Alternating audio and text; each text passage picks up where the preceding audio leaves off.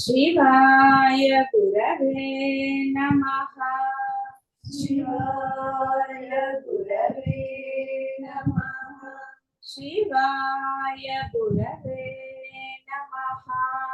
शिवाय गुरवे नमः। शिवाय गुरवे नमः। शिवाय गुरवे नमः।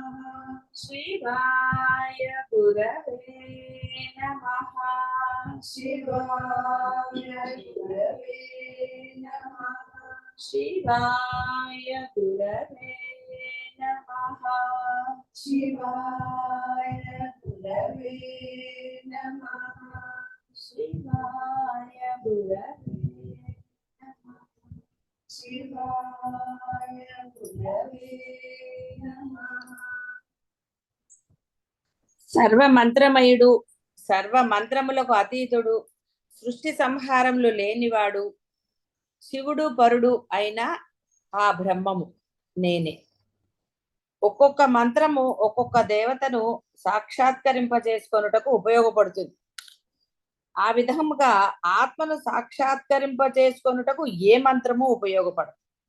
ఏ మంత్రములకు ఆత్మ అందదు కాక అందదు. అందువలన ఆత్మరూపుడైన బ్రహ్మ సకల మంత్రములకు అతీతుడు, పైనున్నవాడు, అతీతుడు. విశేషముగా అనగా చాలా దూరముగా పైనున్నవాడు వ్యతీతుడు. ఎన్నో పనులు చేస్తూ ఉంటారు, నేను చేయుచున్నానని అనుకుంటారు.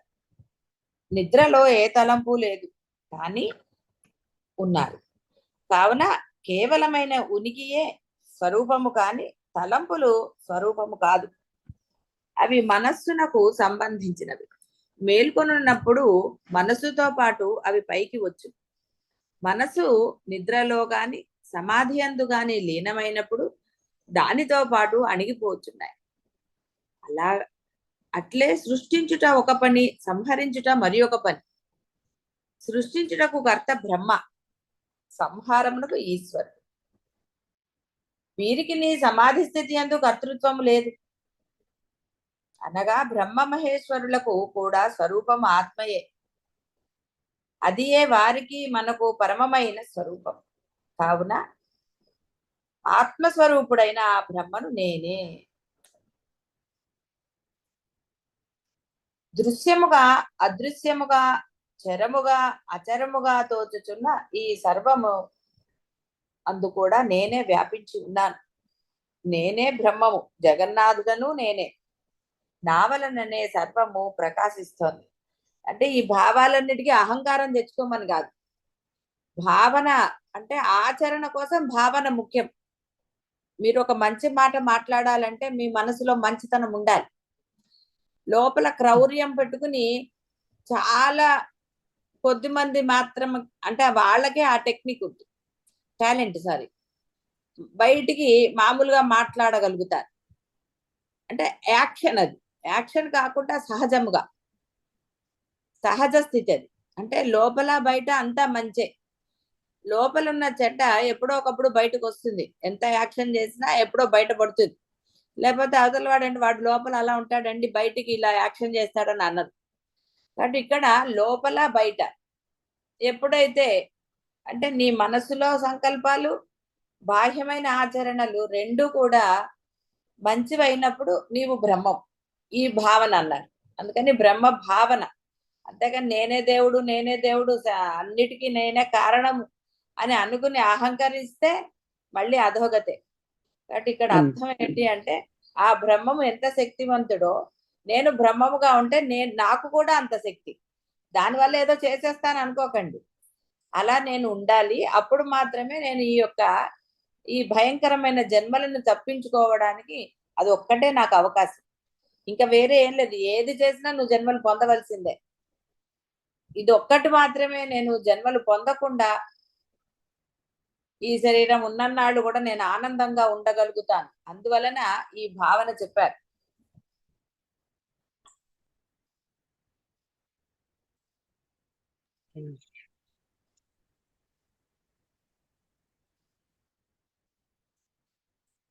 కనిపించుచున్న ఈ లోకము దృశ్యము. గ్రంథముల వలన మనకు తెలియచున్న స్వర్గాది లోకములు అదృశ్యాలు, స్వశక్తిచే చరించుచున్న ప్రాణి సముదాయము చరము, చెట్లు కొండలు అచరములు. వివిధములైన నామరూపముల చేతనే ఇన్ని భిన్న పదార్థములుగా గోచరిస్తున్నాయి. హారములు, కంకణములు, ఉంగరాలు మొదలుగా నగలు ఎన్ని భిన్న పదార్థములుగా కనిపించుచున్నను అన్నిటి యందును వాని స్వరూపమైన బంగారం ఎలా వ్యాపించి ఉన్నదో అలాగే జగత్తునందు అంతటను ఆత్మ వ్యాపించి ఉంది. కాబట్టి నేను ఆత్మయే, కాబట్టి నేను వ్యాపించి ఉన్నాను. జగత్తునకు నాథుడు పరిపాలకుడు జగన్నాథుడు. స్వప్నంలో ఎన్ని దేశములు ఎంతమంది పరిపాలకులు కనిపించినను వారందరూ మనస్సునందే ఉన్నారు. అక్కడ మనస్సునకు భిన్నంగా ఎవరు లేరు. అలాగే జగత్తునందు మనస్సే జగత్తును జగన్నాథుడిని గ్రహిస్తోంది. మనస్సు లయించినప్పుడు జగత్తు లేదు, జగన్నాథుడు లేడు. కావున ఆత్మ చైతన్యంతో ప్రసరించుచున్న మనస్సు వలననే సర్వము ప్రకాశిస్తున్నది. ఆ మనస్సునందు గోచరించుచున్న జగన్నాథుడు నాకన్నా అభిన్నుడు కాదు. అభిన్నుడు కాదు, భిన్నుడు కాదు సార్. నాకన్నా అంటే అతను వేరు కాదు అని అర్థం. అన్ని నేనే అయినప్పుడు మళ్ళీ ఈశ్వరుడు వాళ్ళు వేరే ఎలా అవుతారు? కాబట్టి నేనే ఆ జగన్నాథుడు. జగత్ అంతయు పాదాభివందనాలమ్మా. అమ్మ, నిజ భక్తితో సాధన చేస్తేనే అది నిజంగా సాధన ముందుకెళ్తుందని నాకు బాగా అర్థమైందమ్మా. కరెక్ట్. అది సాధనలో అమ్మా అంతే అమ్మా, పూర్ణ నమ్మకం ఉండాలి. చేసే దాంట్లో నేను పొంది తీరుతానన్న నమ్మకం ఉండాలి. పొందుతానో లేదో ఏదో చెప్తున్నారు కానీ అవుతుందో లేదో, ఎవరు అవ్వట్లేదు కదా, వాళ్ళెవరో చెప్పారు, మేము ఎన్నాళ్ళ నుంచో నామస్మరణ చేస్తున్నాము కానీ వాళ్ళల్లో బుద్ధులు మారలేదు, ఇలాంటివన్నీ. ఎందుకంటే వాడు చేస్తున్నాడో లేదో నీకు తెలీదు. వాడు చెప్పుకోవడానికి ఏమి 100 చెప్పుకోవచ్చు, నేను చేస్తానని చెప్పుకోవచ్చు. దేవుడి గదిలో కూర్చుని వాడు ఏం చేస్తున్నాడో ఎవరికి తెలుసు? నిద్రపోతున్నాడో ఏం చేస్తున్నాడో. కాబట్టి అసలు వాడు అసలు చేస్తున్నాడో లేదో. కాబట్టి ఎప్పుడు కూడా ఈ యొక్క సాధనలో అందులో గురువు గారిని ఆశ్రయించిన తరువాత పరుల మాట విన్నావు అంటే నీకు గురువు మాట మీద ఎప్పటికీ నమ్మకం కుదరదు. నీకు అంటే ఇక్కడ ఉన్న వాళ్ళందరికీ. ఎప్పుడైతే నిన్ను నువ్వు శిష్యుడిగా అనుకుని పూర్ణ విశ్వాసంతో గురువు చెప్పినది విని దానిని మాత్రమే ఆచరిస్తావో తప్పకుండా నువ్వు పొంది తీరుతావు. ఎవరికి వాళ్ళకి చెప్తున్నాను ఇది. తప్పకుండా నేను నా ధర్మాన్ని ఆచరిస్తూ నేను కేవలం ఈ భక్తితో ఈ నామస్మరణ మాత్రమే నేను చెయ్యాలని అనుకుంటున్నానమ్మా. ఈ ఎలాగైనా సరే ఒక 20 రోజులు అనుకుంటున్నాను అనకుండా చేస్తాను అన్నావు అనుకో, దృఢత్వం పెరుగుతుంది నీలో. కాబట్టి ఎన్ని రోజులు అనేది పెట్టుకుంటే పెట్టుకో, నియమనిష్టలు ఉండాలి దీక్షలో. పిల్లలతో ఉన్నప్పుడు కొంచెం కుదరదు కాబట్టి నేను అన్నట్లయితే సరే, నువ్వు పెట్టుకుంటే చాలా సంతోషం. అమ్మ, నామస్మరణే కదమ్మా, నేను ఏం కష్టం పని చేయట్లేదు కదమ్మా. నాలో ఉన్న నామాన్ని నేను చాలా సంతోషం. ఆ భావన ఉంటే చాలు, అది ఆ దృఢత్వం ఉంటే చాలు. వేరేదేముంది? సర్వకాల సర్వావస్థలు ఎందు నామానికి నాకు అసలు ఏది అడ్డం కాదు అనుకున్నవాడు వెంటనే పొందగలుగుతాడు. ఏం అడ్డం లేదమ్మా, నా మనసుతో స్మరించడమే కదమ్మా. Very good. అలాగే ఉండాలి, దృఢత్వంతో ఉండమ్మా. పిల్లలను చూసుకుంటూ నేను స్మరిస్తూనే ఉంటానమ్మా. నాది వేరే ఏమీ లేదమ్మా. ఓన్లీ నామస్మరణ మాత్రమే చెయ్యాలి అని నేను నిశ్చయం చేసుకున్నానమ్మా. చాలా సంతోషం అమ్మ. అలాగే చక్కగా చిన్న నామాన్నే చేసుకో. హాయిగా తొందరగా మనసు లయమైపోతూ ఉంటుంది. అద్భుతంగా ఉంటుంది. అప్పుడు బాహ్యము అద్భుతంగానే ఉంటుంది, అద్వైతము అద్భుతంగా ఉంటుంది. ఇది చిన్నదే, ఇది సూక్ష్మం. తెలిసి చేయలేకపోతున్నారు, అంతేగా. చేయలేకపోతున్నారని నేను సమర్థించను వాళ్ళని. ఎందుకంటే చెయ్యటం ఎందు పూర్ణ విశ్వాసం లేదు, అంతే సింపుల్. మనం ఎటువైపు వెళ్తాం, మనకి ఎటు ఇష్టమో, ఎటు మనకి ఇది అనిపిస్తుందో అటే పోతాం. రెండో వైపుకి ఆ తర్వాత చూసుకుందాంలే అనుకుంటారు. చిన్న నిర్లక్ష్య భావం. చిన్నది అంటే కూడా చాలా తప్పు అవుతుంది, చాలా పెద్ద నిర్లక్ష్యం. ఎందుకంటే ఇది ఒకసారి అవకాశం కోల్పోతే మళ్ళీ పొందటం చాలా కష్టం, మళ్ళీ ఎన్ని జన్మలో. కానీ దేనికి భయపడటం లేదు, చెయ్యని వాళ్ళ గురించి చెప్తున్నాను. కాబట్టి జన్మల భయము లేదు, సరే ఇక ఏ భయము లేదు. చాలా సులభం తల్లి. అలా అనుకుంటే కనుక నువ్వు సులభంగా ఎప్పుడైతే దానిని తీసుకుంటావో, దృఢంగా సులభంగా తప్పకుండా అవును. సాధిస్తావు. శుభం తల్లి. పాదాభివందనాలమ్మా. ఈ జగత్తు వెలుపల లోపల అను విభాగంతో ఏది కనిపించుచున్నాను, ఏది వినిపించుచున్నాను, అది అంతయు నా చేతనే అంటే బ్రహ్మము చేత వ్యాప్తమై ఉన్నది. స్వప్నంలో ఏది కనిపించినను, ఏది వినిపించినను అంతయు మనస్సే కాని మనస్సు కన్నా భిన్నముగా ఏదియూ లేదు. అలాగే జాగ్రత్త దశలో కూడా ఈ జగత్తులో దూరముగా వెలుపల ఎన్నో లోకాలు ఉన్నాయి. పదార్థము లోపల పరమాణులు ఉన్నవని మనము దేనిని చూచుచున్నను, దేనిని గూర్చి వినుచున్నను, అవన్నీ మన మనస్సు చేతనే గ్రహించబడుచున్నాయి. వానిని గురించి మనం ఎలా అనుకునిచున్నామో అవి మనకు అలా గోచరిస్తున్నాయి. కాబట్టి నువ్వు ఎలా అనుకుంటే అలా, ఈజీ అనుకుంటే ఈజీ, సులభంగా చేసుకోవచ్చు. అమ్మో చాలా కష్టం అండి అంటే నీకు ఇంకోటి ఇష్టమైంది కాబట్టి ఇది కష్టమైంది. ఏదైనా సరే దీనికన్నా వేరే అసలు లాజిక్ లేదు, ఈక్వేషన్ లేదు. ఇది కష్టము అన్నారంటే ఒక విషయాన్ని ఇష్టమైంది ఉంది కాబట్టి ఇది కష్టమైంది. అసలు ఇష్టమైనదే లేదు, ఉన్నవన్నీ అదే, నాకు ఇది ఏది కష్టం కాదు అని అనుకున్నవాడు ఏదైనా చక్కగా చేసేస్తాడు. తర్వాత ఇహ అద్వైతము బాహ్యముకు వస్తే, అద్వైతమే నాకు పరమమైన ఆనందాన్ని ఇస్తుంది, దీన్ని మించింది లేదు అన్న ఆ విశ్వాసము దృఢత్వం ఉన్న వాడికి అది అత్యంత సులభంగా అలవడుతుంది. మళ్ళీ జనక మహారాజుదే చెప్పాలి. రికాబులో కాలు, గుర్రం ఎక్కడం అలవాటైన వాడికి రికాబులో కాలు పెట్టి ఎంత ఒక సెకండ్ కూడా కను రేప మూసి తెరిచే లోపల వాడు కాలు అటు పెట్టేయగలడు. అలవాటు లేని వాడికి ఎక్కడం కష్టం అవుతుంది. వాడు ఎంత సెకండ్ లో పెడతాడు. కాబట్టి ఇష్టమైన వాడికి ఆత్మ అత్యంత సులభంగా లభిస్తుంది. అరచేతిలో ఆమలకమని ఎన్నిసార్లు వచ్చింది. కాబట్టి అంత సులభమైనది ఆత్మను పొందటం. ఎందుకు మీకు కష్టం అనిపిస్తోంది అంటే మీరు ఆ సాధన ఎలా చేయాలో అలా చెయ్యటం లేదు కాబట్టి మీకు కష్టం అనిపిస్తుంది. రోజులు సంవత్సరాలకు సంవత్సరాలు అయిపోతున్నాయి. మీ దృఢత్వమే అని ఎన్నోసార్లు వచ్చింది. కానీ ఏది ఆ దృఢత్వం ఏది? దాని యందు పూర్ణ విశ్వాసం ఏది? బాహ్యంలో నశించే వాటి పట్ల ఉన్న పూర్ణ విశ్వాసము అవి నశిస్తాయి.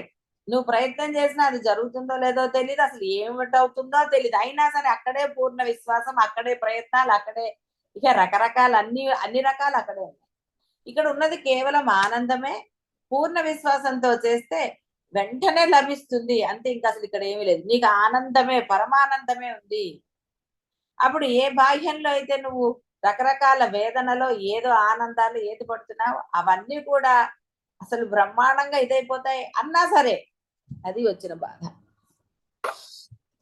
ఎవరేమనుకుంటే మనకేమిలే అంటూ. కాబట్టి ఎవడేమనుకుంటే నాకేంటి, నేను మటుకు బాహ్యాన్ని వదిలే ప్రశ్నే లేదు. అక్కడే ఆనందం, అక్కడే ఆ ఏడుపు కూడా వాడికి ఆనందాన్ని ఇస్తుంది. అది వచ్చిన బాధ. ఇంత బోధ జరిగినా బాహ్యంలో బాధపడతానంటారే తప్ప ఆ బాహ్యాన్ని ఆనందమయం చేసుకుంటాను అన్న ఆలోచన రావటం లేదు. బాహ్యం ఆనందమయం అవుతుందయ్యా, నీకు అసలు దిగులే అక్కర్లేదని ఎంత బోధ. వశిష్ఠుల వారు అదే చెప్పారు, శంకర్లు అదే చెప్పారు, విష్ణుమూర్తి ఇంతమంది చెప్పినా మనం మటుకు అచంచులం.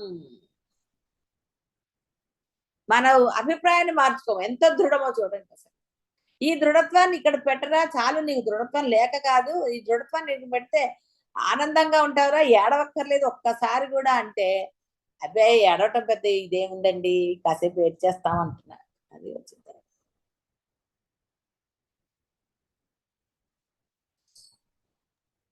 లేదమ్మా, దృఢంగా చేసుకుంటామమ్మా. చేసుకోండి, నేను చేసుకోమనేగా చెప్పేది. దృఢంగా ఆ దృఢత్వం ఉండాలి, పాదాభివందనాలు. అప్పుడు సులభంగా ఉంటుంది, ఆనందంగా చేయగలుగుతారు. నమ్మకం ఉన్న చోట ఆనందం ఉంటుంది, నమ్మకం లేనప్పుడు అవును. ఆనందం ఉంటుందండి. నమ్మకం భయం, ఉండదు, దొంగ మాత్రం భయాలే ఉంటాయి. చేసుకుంటాము. ఆనందంగానే ఉంటున్నామమ్మా. పాదాభివందనాలమ్మా. ఆనందంగా ఉండటం వేరు, సాధన యందు పరిపూర్ణత పొందటం వేరు. అమ్మ చేస్తున్నానమ్మా సాధన. పాదాభివందనాలమ్మా.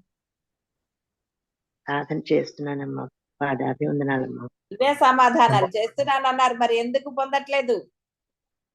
సమాధానం చెప్తారు వెంటనే, చేస్తున్నాను, ఆనందంగా ఉన్నాను అని అంటారు. నేను మీరు ఆనందంగా లేరని నేను అన్నానా? నేను అనలేదు మీరు ఆనందంగా లేరు అనలేదు, సాధన చెయ్యట్లేదు అనలేదు నేను. పూర్ణత్వం. ఎలా చేయాలో, పూర్ణత్వం ఎలా వస్తుంది? పూర్ణంగా చేస్తే వస్తుంది. అందుకే అవును. చెప్పాను, ఈ సమాధానాలు మానేయాలి. అనవసరమైన సమాధానాలు టకటక చెప్తారు. ప్రశ్న వేసినప్పుడు సమాధానం చెప్పాలి. నేను అన్నానా అసలు మీరు ఆనందంగా లేరని? అవును. ఏమనలేదే, నేను అవును. సాధన చేయట్లేదు అనుకుంటే నేను అనలేదే మిమ్మల్ని. అవును.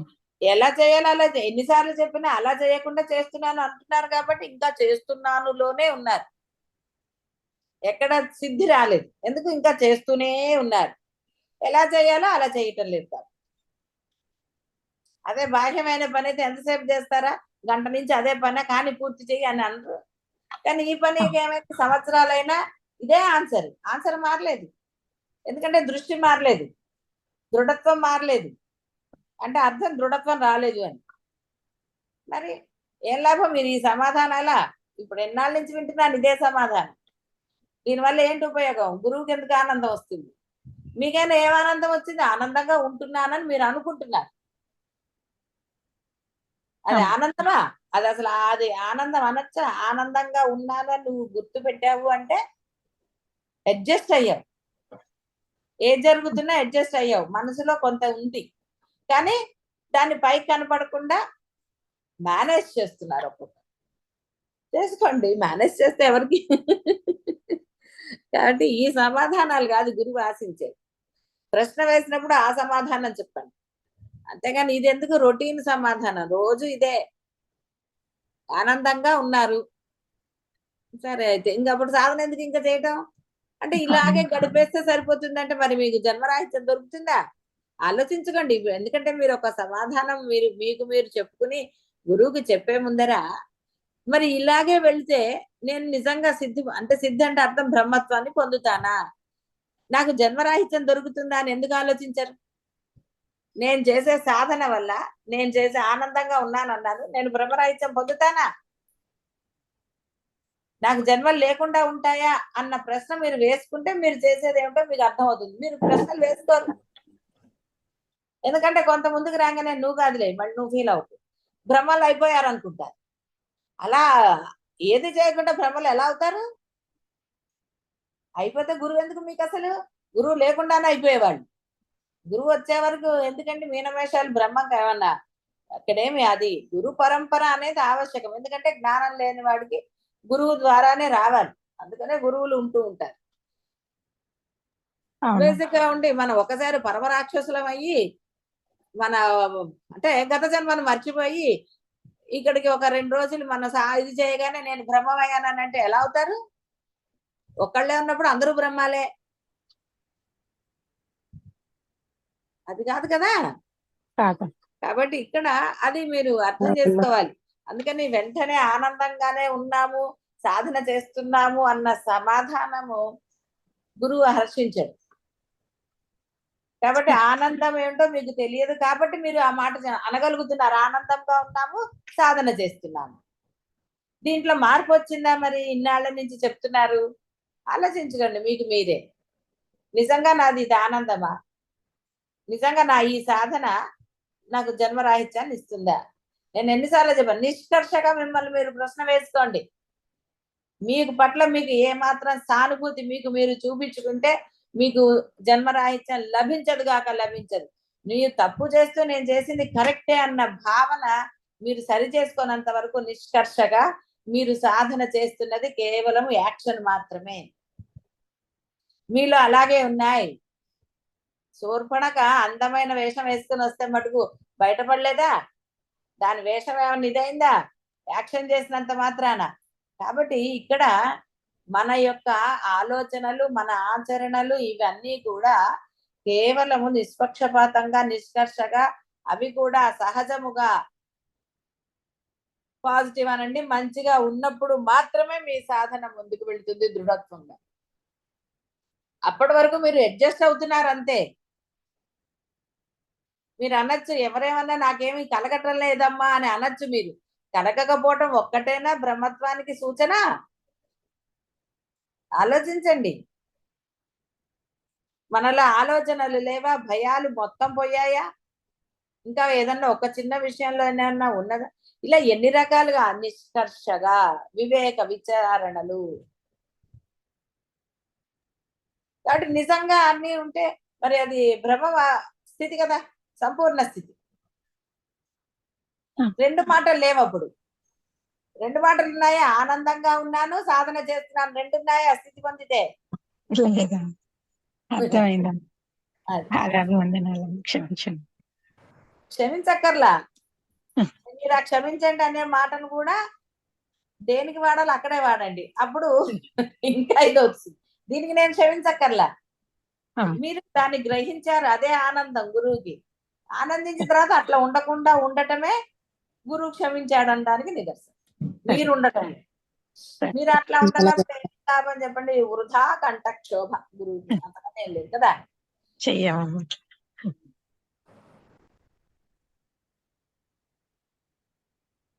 పాదాభి వందనాలు.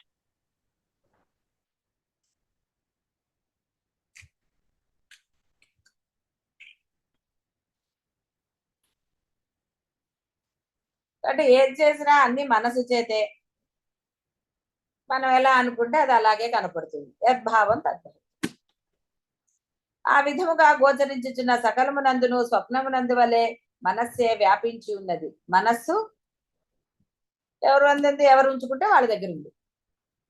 కాబట్టి విశ్వమంతా దేవుడు భావన చేస్తే వాడి యందు ఉంది. కాబట్టి పరమాత్మ అయిన దేవుడు వేరు అంటే ఆ బ్రహ్మం వేరు, నేను వేరు, పూజించే దైవం వేరు అని తలంపరాదు. ఎందుకంటే ఇన్ని అయ్యాయి. ఏకంగా ఉన్నవాడు తరిస్తాడు, కానీ అనేకం పెట్టుకున్నవాడు ఎలా తరిస్తాడండి? కాబట్టి అభేదం భావించాలంటే ముందు నీ ఆచరణ సరిగ్గా ఉండాలి. అంతేగాని గుళ్ళో దేవుడు నేను ఒకటే అని అనరాదు. ఇంట్లో దైవము నేను ఒకటే అని ఆయనకి పెట్టకుండా నైవేద్యం లాగా మనమే తినేయకూడదు. మనకే నైవేద్యాన్ని ఇల్లు అనుకుంటారు కదా మీరు అని తినరాదు. అభేద భావం ఎప్పుడు ఉండాలి? ఆచరణలో చూపించినప్పుడు ఉండాలి. ఎందుకంటే ఎవరే వాడు ఎట్లా పక్క వాళ్ళని కంపేర్ చేయరు మీరు పిల్లలతోటి. వాడిని చూడు వీడిని చూడని, అది పెద్దయ్యాక మీరు కూడా వాళ్ళు అవి కొనుక్కున్నారు ఇవి కొనుక్కున్నారు అని కంపారిజన్ ఉంది కదా. మరి ఇప్పుడు గుడిలో ఉన్న దేవుడి లక్షణాలు నీకున్నాయా? పోనీ ఆ పరబ్రహ్మ లక్షణాలు అక్కడ కంపారిజన్ చేయాలి. అంతేగాని అక్కడ చేయకుండా అబ్బాయి అందరం సమానమేనండి, ఏది పెట్టక్కర్లేదు, ఏది చేయక్కర్లేదు, అన్ని మానేయచ్చు అని అన్ని మానేసేసి మళ్ళీ మన ఇష్టం వచ్చినట్టుగా అందరినీ తీర్చుకున్నా, మనసులో తిట్టుకుంటున్నా, రకరకాలుగా చేస్తే అది బ్రహ్మత్వం కాదు. అప్పుడు మీరు అనుకోవడానికి వీల్లేదు.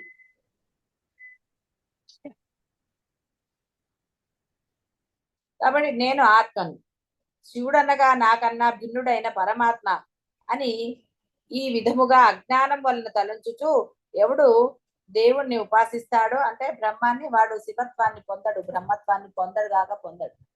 అందుకే మనసా వాచా కర్మణ అన్నారు. ఆచరణ ముఖ్యం చాలా. ఆచరణలో లేనిది అన్ని పలుకులు వ్యర్థములే, వాచా వేదాంతులే అవుతారు. శివుడు వేరు నేను వేరు అను భేదభావాన్ని విడిచిపెట్టాలి. ఎవడు శివుడో ఆ దేవుడు నేనే అని ఎల్లప్పుడూ అద్వైతాన్ని భావించాలి. ఇక్కడ దేవుడు అని వచ్చిన దగ్గర అలా బ్రహ్మం అని తీసుకోండి. ఎందుకంటే ట్రాన్స్లేషన్ చేసిన వాళ్ళు కొన్ని పెడతారు మాటలు. అద్వైతం పొందిన వాళ్ళు రాసింది వేరుంటుంది, మామూలుగా కొంత బాహ్యమైన విద్వత్తుతో అంటే పాండిత్యంతో రాసే వాళ్ళకి తేడాలు ఉంటాయి. నేను అల్పశక్తి కల జీవుడను, దేవుడు అనంత శక్తి కలవాడు, ఆయనను ఆరాధించినచో నా కోరికలన్నీ తీరుతాయి అని సాధారణంగా జనులు దేవతలను పూజిస్తారు. కోరికలకు మితము లేదు, ఒకటి తర్వాత మరొకటి కలుగుచునే ఉండును.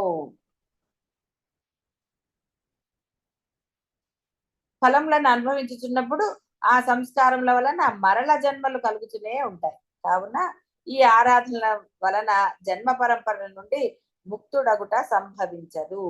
ముక్తియే బ్రహ్మత్వం. బ్రహ్మత్వం కోరువాడు పరమాత్మను తన స్వరూపంగానే భావించాలి. అంటే ఆచరణ పెట్టాలి. భావించినట్టే లోపల అనుకుంటే కాదు. అనుకున్నంత మాత్రాన వంట చేసుకోకుండా అన్ని తిన్నట్టు భావిస్తే కడుపు నిండుతుందా? లేదు. అది గుర్తుపెట్టి. కాబట్టి కేవలం భావించేసి నేను అదేనండి అంటే అవ్వదు. అన్ని రకాల వంటలు భావించేస్తే కడుపు నిండదు. కాబట్టి దాన్ని చేసుకోవాలి. అలాగే దీనికి సాధన చేయాల్సిందే. ఎలా చేయాలో అలా చేయాలి. అలా రూఢమైన జ్ఞానము లేకున్నను నేను పరమాత్మ కన్నా భిన్నుడను కాను అని నిరంతరము అద్వైతమునే ఆచరించు సాధకుడు తన స్వరూపమును సర్వంతర్యామైన దానిగా గుర్తించగలుగుతాడు. అందుకే ఇక నేను ఇక భావం అనను, ఇక నేనే మార్చుకుని చెప్తాను. సాధన మీరు ఆచరణలో పెడితే, ఆచరణలో పెట్టందే మనసు శుద్ధి కాదు, కేవల భావనతో శుద్ధ యద్భావం తద్భవతి అన్నారు కరెక్టే. కానీ నువ్వు ఆచరణ పెట్టకుండా కేవలం అనుకుంటూ ఉంటే ఏంటవుతుంది? చెప్పినట్టుగా అన్నం వండుకోకుండా అన్ని భావనతో చేస్తే కడుపు నిండుతుందా? ఇది అంతే, ఆచరణ తీరవలసిందే.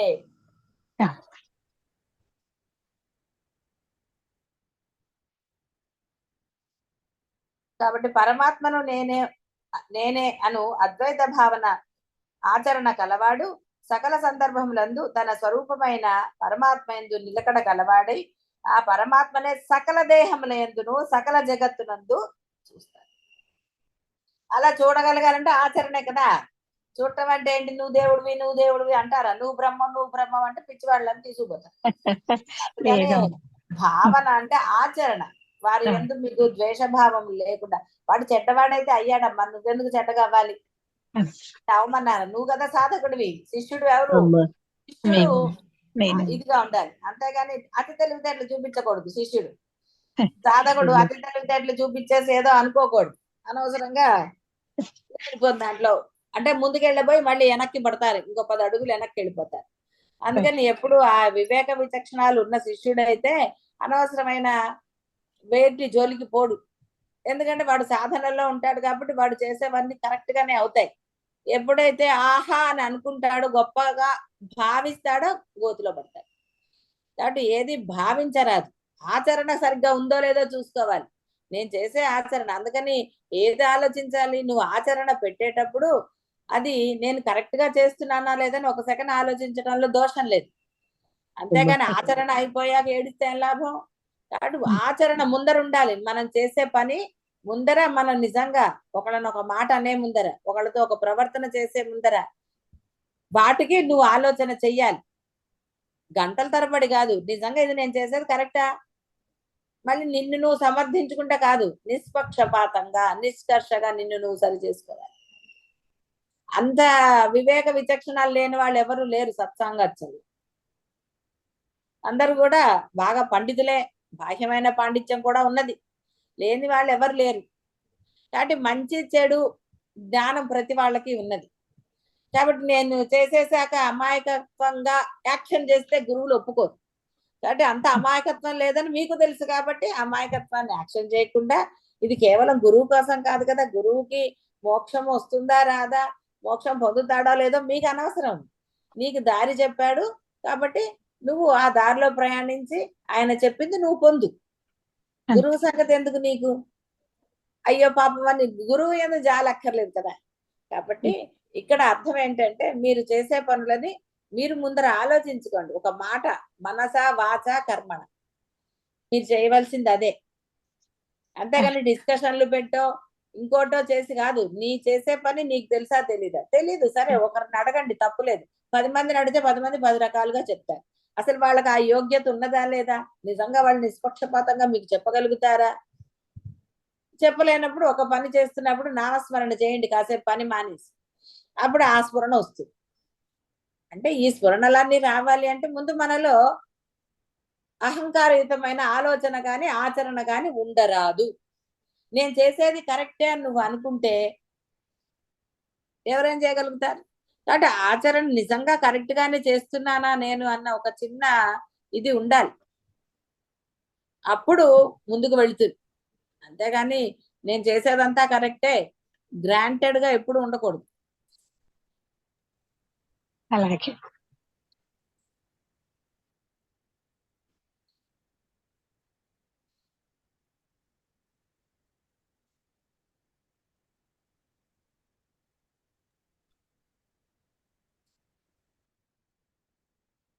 సాధకుడు జీవితంలో శుభము అశుభము మొదలగు సకల సందర్భములందు నేను పరమాత్మను అను భావం అంటే భేదం చూపించకూడదని.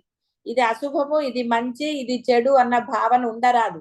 అది రోజులైనా ఇంకోటైనా ప్రతి దాంట్లో కూడా ఇది మంచి ఇది చెడు ఇది కాదండి ఇలా కాదు అలా ఇలాంటి భావనలు ఉండరాదు అను భావమును విడవకుండా ఉండాలి.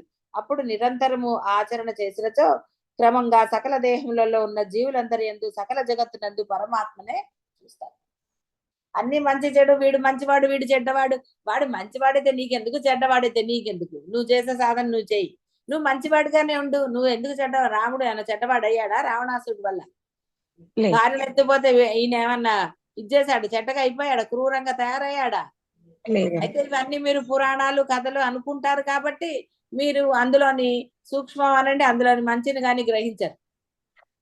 ఆయన వేరండి, ఆ రోజులు వేరు అనేస్తారు. ఎందుకంటే ఇలా ఆ లోపల నుంచి ఉడుకుమొత్తనం వస్తుంది కదా, ఒరే నువ్వు చెడ్డవాడివి అంటే, అవునా నేను నిజంగా చెడ్డగా చేశానా అయితే అన్న ఆలోచన రాదు.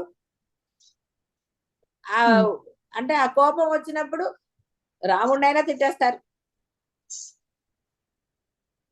అలా ఉంటుంది తేడా. దేవుడు నేను ఒకటే ఏమిటండి, ఎలా అవుతుంది అసలు?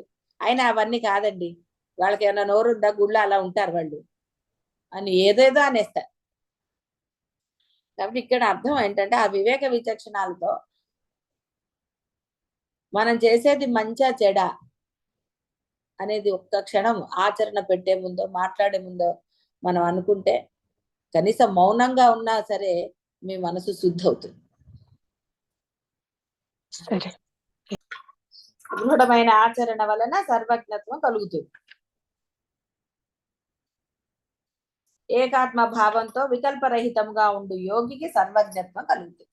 వికల్పరహితంగా ఉండాలి, అంతేగాని ఒకసారి నేను ఒకసారి చెప్పాను కదా, కొన్ని విభజించారు.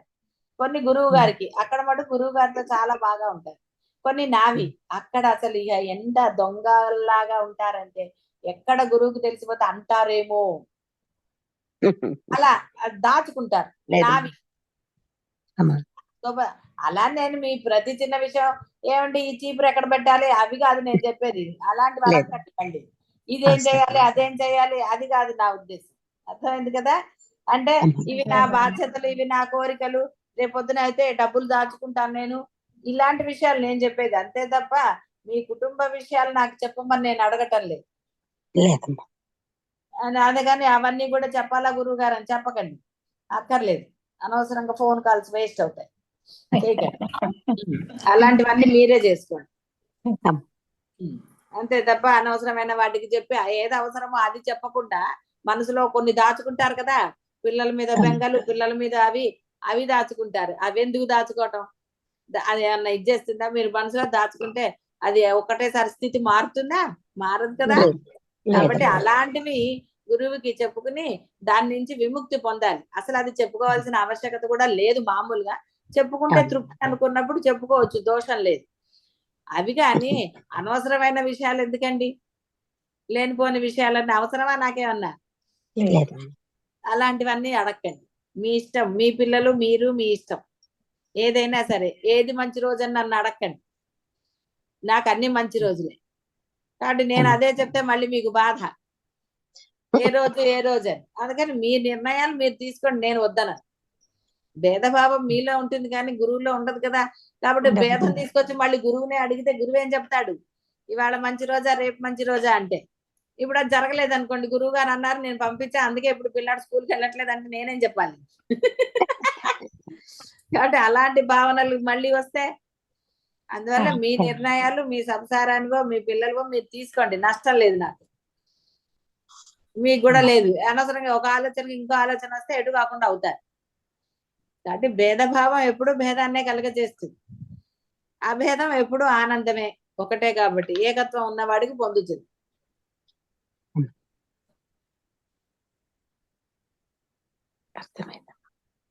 నా యందు సకల జీవుల యందు ఈశ్వరుని యందు సకల జగత్తునందు ఉన్న ఆత్మ ఒక్కటే, అది ఏకాత్మ భావము.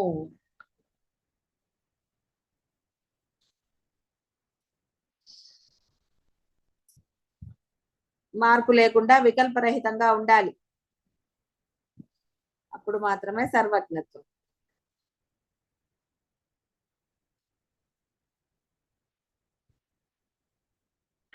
కాబట్టి సర్వజ్ఞత్వం అంటే సర్వమునకు స్వరూపం ఆత్మయే, ఆత్మ కన్నా అన్యముగా ఏదీ లేదు అని రూఢముగా తెలుసుకున్నటే సర్వజ్ఞత్వం.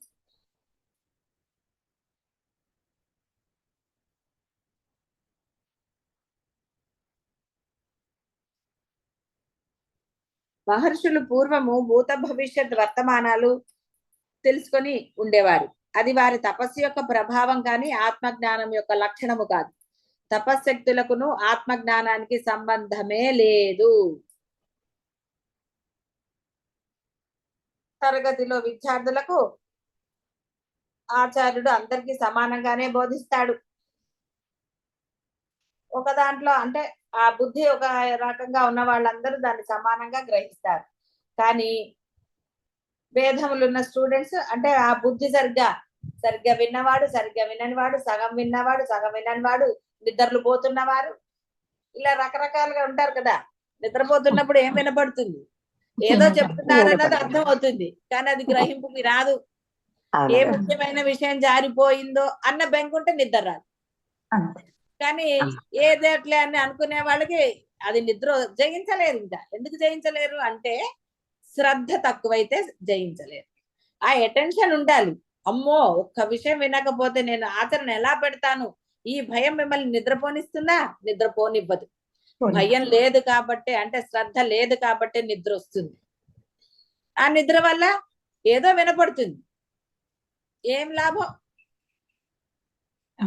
ఏమీ ఉపయోగం లేదు. పోనీ మరలా మనం దాన్ని విని అలా పెట్టుకుంటామా అంటే ఏదో ఒక రకమైన ఇంట్రెస్ట్, ఆ భయము అంటే అర్థం ఏంటి?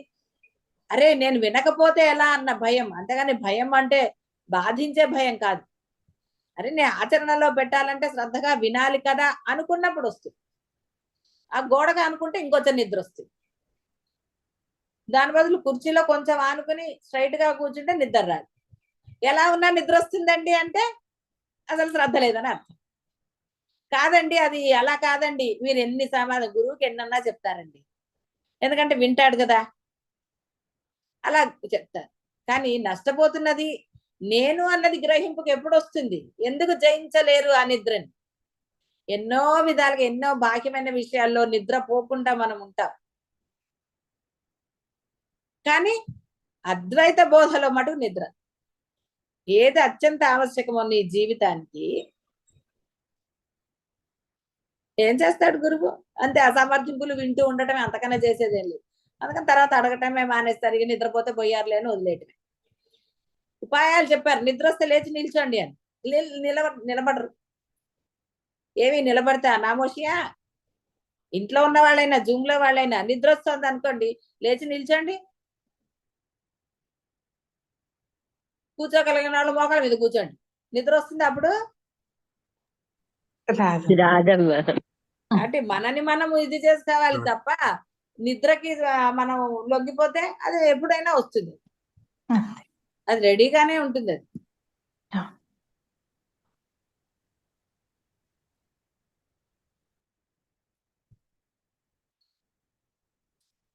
కాబట్టి ఆత్మతత్వం కూడా శిష్యులందరికీ సమానంగానే ఉపదేశిస్తారు.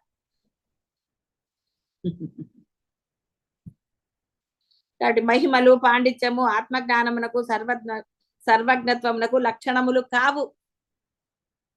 కాబట్టి నేను డబుల్ డిగ్రీ ఉందిలేండి, లేదంటే గురువు గారికి నేను చాలానే పెట్టాను ఈ మధ్య,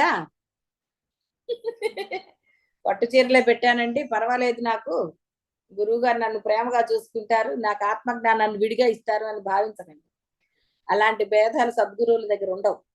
నువ్వు 1,00,000 రూపాయలు చీర పెట్టినా, 10 రూపాయలు చీర పెట్టినా, 1000 రూపాయలు చీర పెట్టినా నీ మనస్సుని చూస్తారు. అంటే ఆ బుద్ధి ఏ బుద్ధితో పెట్టావు, నువ్వు నిజంగా గురువు కని పెట్టావా లేకపోతే ఏదో ఒకట్లే అని పెట్టావా, ఇది చూస్తాడు గురువు. అంతే తప్ప అది ఎన్ని వేలది, లేకపోతే నువ్వు ఎంత ఇచ్చావు, లేకపోతే జీడిపప్పులు ఇచ్చావా, బాదం పప్పులు ఇచ్చావా, పొళ్ళు ఇచ్చారు, పొళ్ళు ఇస్తే పొళ్ళు కారం లేకుండా గురువుకి తగ్గట్టుగా చేసామా, కారం వేసి చేసామా అన్నది ఉండాలి గ్రహింపు. అంతేగాని పొళ్ళు చేసుకొచ్చి ఇచ్చేసామండి గురువు గారు మీకోసమేనండి అని కారం వేసి పెడితే గురువు ఏం తింటాడు? కాబట్టి ఇది ఉండాలి. అంటే ఇచ్చే లక్షణం చూస్తాడు ఆయన. అప్పుడు నువ్వు చేసేటప్పుడు నీ బుద్ధిని గ్రహిస్తాడు.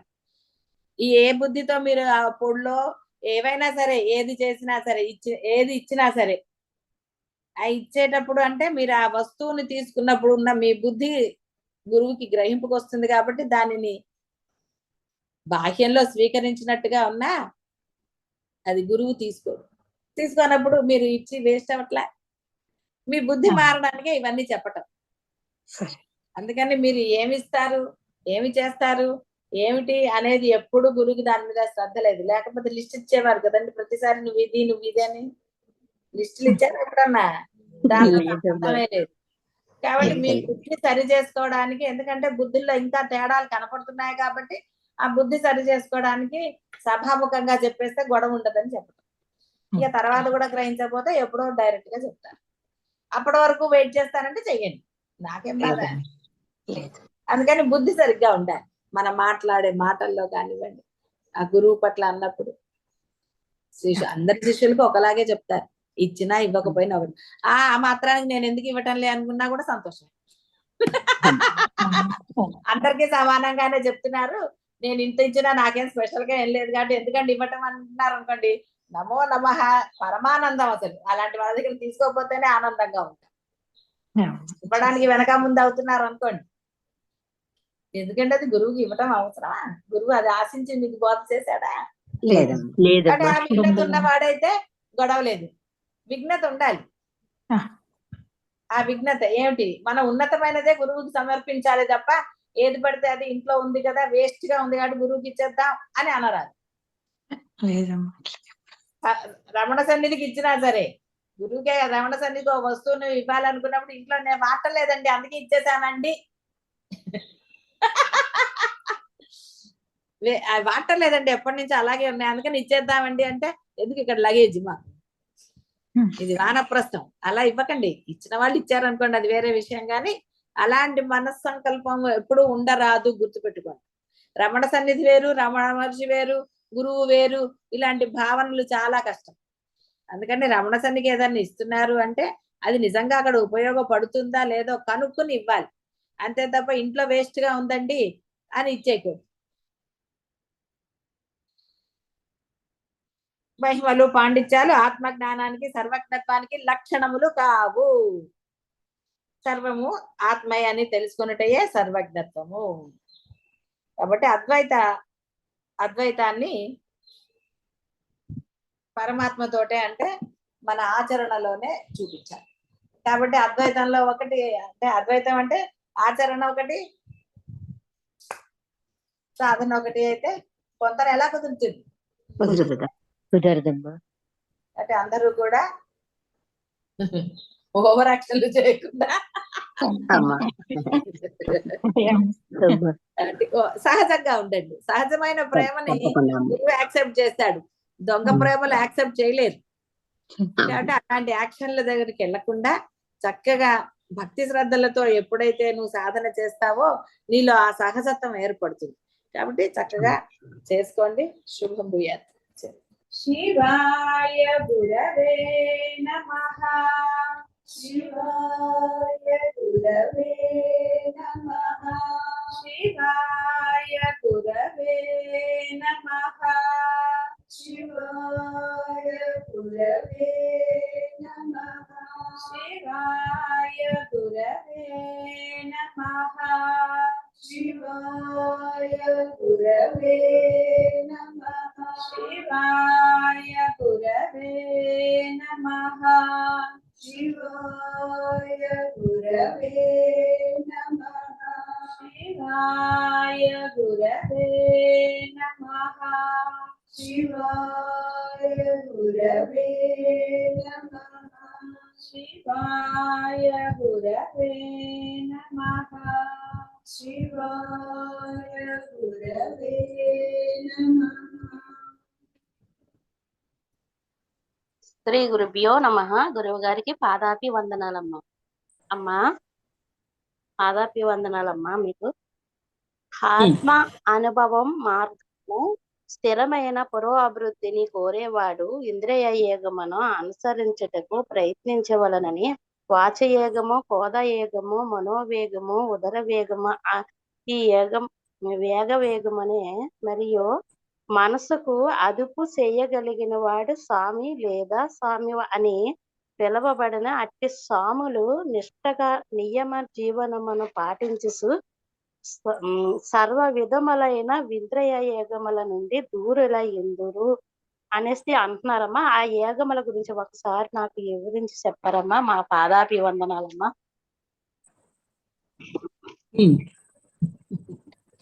ఇదంతా కేవలం మనస్సుని కంట్రోల్ చేయడానికి కదా.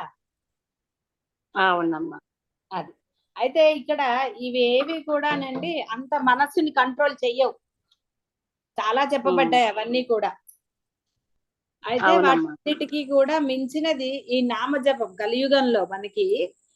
ఎందుకంటే ఈ జీవుడు ఎన్నో కర్మలతో పుడతాడు. అమ్మా. ఈ కలియుగంలో తరించటము అంటే మోక్షం పొందటం అనేది మామూలుగా అయితే దుర్లభం. అందువల్ల ఇన్ని యోగాలు చెప్పబడ్డాయి. కనీసం ఎవడో ఒకడు ఒక యోగంతో కొంత వాడు ఉన్నతి సాధించి మళ్ళీ ఏదైనా జన్మ వచ్చినప్పుడు మనుష్య జన్మలో వాడు తరించడానికని ఈ కలియుగంలోనే ఇన్ని చెప్పబడ్డాయి యోగాలు. ఒక్కొక్కరికి ఒక్కొక్కటి నచ్చుతుంది. అందరికి అన్ని నచ్చవు కదండి. మామూలుగా కూడా మనకి మనుషులకు చూడండి తల ఒక రుచి, తల ఒకటి నచ్చుతుంది అందరికీ అని. అలాగే ఇక్కడ ఇన్ని యోగాలన్నీ కూడా రకరకాలుగా చెప్పబడ్డాయి. అయితే వాటన్నిటికీ కూడా యోగాలకి ఆ సరైన గురువులు లభించడం చాలా కష్టం. ఆ నిజంగా ఆ గురువుకి దాని యందు పట్టు అంటాం కదా మనం. ఆ పట్టు ఉన్నవాడైతేనే సరిగ్గా బోధిస్తాడు. లేదంటే అనవసరంగా శిష్యుడు అధోగతి అయిపోతాడు. అందువలన మనకి ఏమిటంటే శంకరులు బోధించిన అద్వైతం మనం ఇప్పుడు ఆచరణలో పెట్టేది. అందువలన శంకరుల అద్వైతమైన ఇప్పుడు మన వశిష్ఠ రామాయణం వీటన్నిటిలో కూడా మనకి అత్యంత సులభంగా ఇంకొకటి ఇప్పుడు నేను మీకు ఏది చెప్తున్నానో నేను ఆచరించినది, అమ్మని ఆరాధించిన నామస్మరణ అనేది దాని వల్లనే మనము తొందరగా ఉత్తమ ఫలితం సాధించవచ్చు అనేది నేను అనుభవపూర్వకంగా తెలుసుకున్నాను. కలియుగంలో నామస్మరణతోటే అని మనకి చెప్పబడింది. పురాణాల్లోను శాస్త్రాల్లోను అన్ని చెప్పబడింది. వేదంలో కూడా కలికాలం అన్నప్పుడు అది. కానీ ఇది అనుభవపూర్వకంగా తెలుసుకున్నాను కాబట్టి నేను మీకు అదే చెప్తున్నాను అన్నమాట. అంటే దీనికి ప్రత్యేకంగా ఇలా అనాలి అలా అనాలి లేకపోతే ఇంకోటి నియమాలు ఏమీ లేవండి. మనము ఎక్కడున్న సర్వకాల సర్వ అవస్థలందు కూడా దీన్ని చేసుకోవచ్చు. ఇది మహాయోగం ఇది. కాబట్టి ఇదే నేను మీకు అందరికి, ఎందుకంటే అందరూ గృహస్థులే, రకరకాల సమస్యలు రకరకాల వాళ్ళు ఉంటారు. కాబట్టి ఈ సమస్యల నుంచి బయటపడటం తర్వాత మాట. ముందు సమస్యని సమస్యగా చూసుకోకుండా మనస్సుని పరబ్రహ్మం యందు లగ్నం చెయ్యాలి అంటే కూడా చాలా వాళ్ళకి కావాలి. కాబట్టి యోగాల్లో నిష్టలు నియమాలు చాలా ఉంటాయి. ఈ కలికాలంలో వాడు అన్ని నిష్టలు చెయ్యలేడు. మనస్సు కుదుటంగా ఉండదు. అందువల్ల ఇప్పుడు ఈ నామస్మరణ అనుకోండి, అది తెలియకుండానే మీలో ఆ అద్భుత శక్తి ప్రవహించి మీకు తెలియకుండానే మీకు చాలా సహజంగా మీ మనసుని నెమ్మదిస్తుంది. తెలియకుండానే సమస్యల పరిష్కారం లభిస్తూ ఉంటుంది. మనసు ప్రశాంతతను పొందుతూ ఉంటుంది. కాబట్టి దీనికి అందుకని ఏం చెప్తా ఉంటే దీన్ని కూడా మీరు కనుక కొంచెం నియమనిష్టలతో, అంటే ఏంటి, రోజంతా నేను చేసి తీరుతాను, ఈ 11 రోజులు అనుకుందాం, పోని ఒక 40 రోజులు అట్లా ఎవరిష్టం వాళ్ళది అనుకున్నాం. ఇప్పుడు నేను అనవసరమైన మాటలు మాట్లాడను, అనవసరమైన ఫోన్స్ చెయ్యను, ఎవరిని నిందించను, పరుషంగా మాట్లాడను, ఇవి నియమాలు పెట్టుకోండి అంటాను. ఎందుకంటే ఈ పరుష వాక్యం మళ్ళీ మనని నామం చెయ్యనివ్వదు కదా. ఇలా దీక్ష పెట్టుకుంటే నియమంతో ఇవి చిన్న నియమాలే, ఇవి మనం ఆచరించగలిగిన నియమాలు. దీంట్లో మనకి నిద్రపోకూడదని కానీ ఫుడ్ తినకూడదని కానీ వేరేవన్నీ ఏమీ చెప్పబడలేదు. కేవలము ఏంటంటారంటే రజోగుణం కలిగించే కొంచెం మసాలాలు కారాలు తినకుండా ఉండాలి. ఎందుకంటే మనసు అంతరగా ఉండాలి, తొందరగా రియాక్ట్ అవ్వకుండా ఉండాలి అంటే సాత్విక ఆహారం తీసుకోవాలి అని అంటాం. ఏదైనా ఆహారం తీసుకుంటే చాలు కదా శరీరం నిలుపుకోవడానికి. అందుకని రజోగుణానికి సంబంధించిన, అంటే మనలో కోపం అలాంటివి వచ్చేవన్నీ మసాలాలు, ఇది తెలుసు కదా. కాబట్టి అది లేకుండా కొంచెం సాత్విక ఆహారం తీసుకుంటూ కొంత మనం ప్రయత్నపూర్వకంగా ఈ కోపాలు తాపాలు లేకుండా దీక్ష సమయంలో ఉన్నామనుకోండి, ఈ అత్యంత సులభంగా మీకు స్వాధీనం అయిపోతుంది. ఆ మంచి మనస్సు అనండి, నిశ్చల మనస్సు, శాంత మనస్సు, ఇవన్నీ అంటే ఆనందమే. ఇన్ని చెప్పబడింది కేవలం ఆనందమే. కాబట్టి అవును. ఎక్కువగా అంటే నేను దీనివల్ల నేను అత్యంత లాభం అనొచ్చు మనం బాహ్యంలో చెప్పాలంటే. అంటే శీఘ్రంగా పరమానందాన్ని పొందాను కాబట్టి లాభం అంటే నా ఉద్దేశం ఆనందం అనండి. ఆనందం అవునమ్మా. పొందాను కాబట్టి ఇప్పుడు నా దగ్గరకు వచ్చిన మీ అందరికీ కూడా నేను అదే చెప్తాను. ఇందులోనే ఉం. దీక్ష పెట్టుకోండి. ఈ 40 ఉం. రోజులు ఒకవేళ నాన్ వెజ్ తినేవాళ్ళు ఉంటే తినకండి. ఎందుకంటే పరహింస అనేది మనని మళ్ళీ శాంతంగా ఎలా ఉండనిస్తుంది? అందువల్ల అది చేయకండి. ఇది చెయ్యండి. అసలు పరహింస మనకి ఇదే కాబట్టి ఇప్పుడు రమణ మహర్షి చెప్తే అసలు ఆయన పువ్వే కొయ్యొద్దన్నాడు. ఎందుకంటే చెట్లకు కూడా ప్రాణం ఉంటుందన్నారు కదా! కాబట్టి ఇలా మనం కొన్ని కొన్ని నెమ్మదిగా ఒకటేసారి అన్నీ చేయలేం కాబట్టి మనం ఏవి చేయగలుగుతామో అవి దీక్ష నియమాలుగా పెట్టుకుని అయితే అత్యంత ఆవశ్యకమైనది మటుకు ఈ అనవసరమైన కోపతాపాలు అలాంటివి దీక్ష సమయంలో మనం వాడకుండా మౌనంగా ఎక్కువగా ఉండు. మౌనము అంటే నామస్మరణ మాత్రమే జరుగుతూ ఉండాలి. మనస్సులో ఎక్కువగా జరగాలి. ఒక్కోసారి ఉం. అది దానికి కూడా ఒప్పుకోదు మనస్సు. ఏదో అంటుంటుంది ఆలోచన. అప్పుడు బయటికి చెప్పుకుంటూ ఉండటం ఆ నామాన్ని. చిన్న నామం తీసుకోవాలి. ఎందుకు చిన్నదంటే చిన్నదైతే ఎక్కువ సార్లు మీరు చేయగలరు. శ్రద్ధగా అవును. చేయగలుగుతారు. వెంటనే అది చెప్పడానికి వీలవుతుంది. పెద్దదనుకోండి చెప్పేసరికి ఒకదాని తర్వాత ఒకటి చెప్పేసరికి మనకి కొంత ఒక తమో గుణం లాగా వచ్చేస్తుంది. అందువల్ల ఒక చిన్న నామం తీసుకుని 2, 3 అక్షరాలు. కుదరనప్పుడే వాసుదేవ అనేది 4 అక్షరాలు. ఆంజనేయ బానే ఉంది. కృష్ణ 2 అక్షరాలే. మాధవ 3 అక్షరాలు. ఇలా మనము తేలికగా మనము ఎక్కువగా అంటే లయం అయిపోవాలి మనం అందులో లీనం అవ్వాలి ఆ నామంలో. అవును. అలాంటిది తీసుకుని చేస్తే అన్ని యోగాలు ఇందులోనే ఉన్నాయి ఇహ. ఇహ అవును. వేరే యోగాలకు మనం వెళ్ళక్కర్లేదన్నమాట. అవును. ఇది అత్యంత ఉన్నతమైనదిను మళ్ళీ మనకి అత్యంత శీఘ్రంగా మనము పరమానందాన్ని పొందవచ్చు. ఉం. సహజంగా లభిస్తాయి అన్నమాట. ఉం. ఇప్పుడు కరెంటు వైర్లలో బాగా ప్రవహిస్తే మనకు అన్ని లైట్లు, ఫ్యాన్లు అన్ని వస్తాయి కదండి. ఎక్కడన్నా అవునమ్మా. సరిగ్గా లేకపోతే రాదు కదా! ఆ. ఈ నామం అనేది మన లోపల జరుగుతుంది కాబట్టి ఎలా చెప్తారంటే మొత్తం రక్తంలో నరాల్లో అంటాం మనం. నరాల్లో ఈ యొక్క నామం ప్రవహించేసి మనకి అన్నిటి ఆనందమే లభిస్తుంది. ఇక అవును. ఆనందం అంటే ఆరోగ్యం అన్ని కలిపి అనుకోండి. బాహ్యము అవును. ఇది అది అన్ని ఇక వేరేగా ఏమీ లేదు. అంతటా ఆనందంగానే ఉంటుంది. బాహ్యంలో కూడా ఆనందమే ఉంటుంది. ఎలాగా అవును. ఉంటుంది అంటే అదే అసలైన అద్భుతం. మిరాకిల్ అంటాం కదా మనం. అవును. చమత్కారం భగవంతుడి యొక్క లీల జరుగుతుంది అప్పుడు. అది బ్రహ్మం యొక్క లీల అనుకోండి. అవును. అలా జరుగుతుంది అన్నమాట. అవునమ్మా. పాదాభివందనాలమ్మా. అజుడు, ఈశ్వరుడు, అకాయుడు, నిర్గుణుడు అని ఏ ఆత్మ సర్వశాస్త్రములందు పఠింపబడుచున్నదో ఆ ఆత్మ నేను. సంశయము లేదు. పసిపిల్లలు తమకు జన్మనిచ్చిన పెద్దవాళ్ళనండి తల్లిదండ్రులు వాళ్ళ ఎలా చెప్తే అలా గ్రహిస్తారు తప్ప సొంత బుద్ధి వాళ్ళకి అంత పసిపిల్లలకు ఉండదో అదే అలాగే మనుష్యులను తమకును సకల జగత్తునకు కారణమైన పరమాత్మను శాస్త్రముల వలన అపౌరుషయములైన వేదవాకుల వలన తప్ప సొంత బుద్ధితో గ్రహింపలేరు. కొందరు జ్ఞానసిద్ధులుగానే పుడతారు. వారికి గురువు యొక్క ఉపదేశం అక్కర్లేదు. భగవంతుడైన వేదవ్యాసుడు సకల వేదముల జ్ఞానముతో పుట్టెను. పుట్టిన వెంటనే యవ్వనము పొంది తపస్సు ప్రారంభించాడు.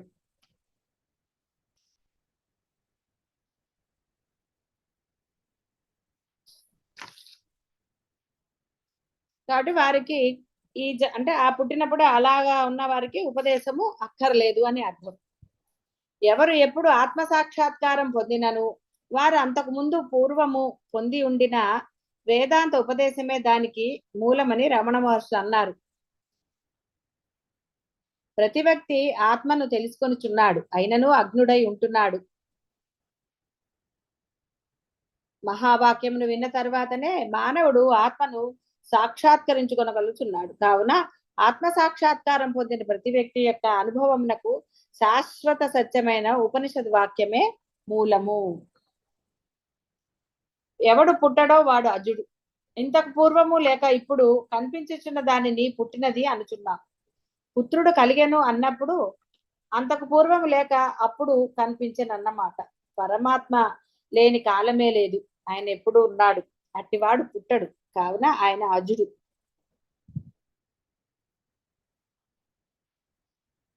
సూర్యుడు చంద్రుడు అగ్ని వాయువు మొదలుగా గల సకల దేవతల యందుండి తన చైతన్యముతో వారు తమ తమ కార్యములను నిర్వహించినట్లు చేయుచు జగత్తును పరిపాలించుచున్నాడు కావున పరమాత్మ ఈశ్వరుడు.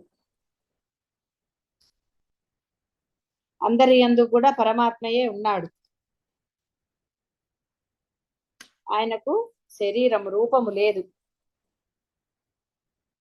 బంగారం అనగా హారమా కంకణమా ఉంగరమా అని ప్రశ్నించినచో ఏది చెప్తారు? వాడు అక్కడ ఏ రూపం ఉందో అదే చెప్తారు. కాబట్టి బంగారము అంటే రూపం కాదురా, ఆ రూపంగా తయారైబడిన అసలైనది మూలము బంగారం అని చెప్పాలి. సకల జీవుల యందు స్థూల సూక్ష్మ కారణ శరీరములు పోయినప్పటికీ మిగిలిండు వస్తువే పరమాత్మ. గుణములు లేనివాడు నిర్గుణుడు. సౌందర్యము మొదలైన గుణములు స్థూల దేహమునకు, శౌర్య ధైర్యాది గుణములు సూక్ష్మదేహమునకు, అజ్ఞానము కారణ శరీరమునకు సంబంధించినవి. కాయములు లేని వానికి గుణములు ఉండవు. కావున పరమాత్మ నిర్గుణుడు. అద్వైత జ్ఞానము లేనివాడు పశువుతో సమానం. ఈ జ్ఞానము లేనివాడు సృష్టి ధర్మాన్ని ఆశ్రయించి పశువు అవుతున్నాడు. అంటే మానవుడు అనగానే గొప్పని కాదు, పశువుల్లో మానవుడు అంటే పశువు ఎన్నో రకాల పశువుల్లో మాట్లాడేవాడు, ఆలోచించేవాడు మానవుడు కనుక వాడు గొప్పవాడని అర్థం. జ్ఞానము కలవాడు శాశ్వతుడు శుద్ధుడు శివుడును అగుచున్నాడు. ఇందులో సందేహం లేదు. సృష్టిని కొనసాగించు ధర్మాలు సృష్టి ధర్మాలు. సరే, తినటం పడుకోవటం ఇలాంటివన్నీ సకల ప్రాణుల సామాన్య ధర్మాలు.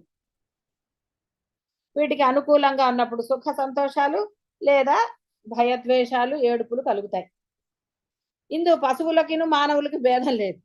అవి అంతే కదా, మానవులైనా అంతే. పచ్చగడ్డిని చూసి పరిగెత్తుకొని వచ్చుచు కర్రను చూసినంతనే పశువులు ఎలా పారిపోవునో అనేక శాస్త్రములలో విద్వాంసులైన వారు కూడా భోగముల కొరకై పరిగెత్తుచు దండింతు రన్న అంటే అక్కడ ఏదన్నా జరిగితే పారిపోతారు. భోగముల కొరకే కొందరు ప్రభువులను సేవిస్తారు, కొందరు దేవతలను పూజిస్తారు. కాబట్టి దేవతల కోపం వస్తే ఏమైపోతుందో మనకి భోగాలు పోతాయేమో కదా భయం అందరికి.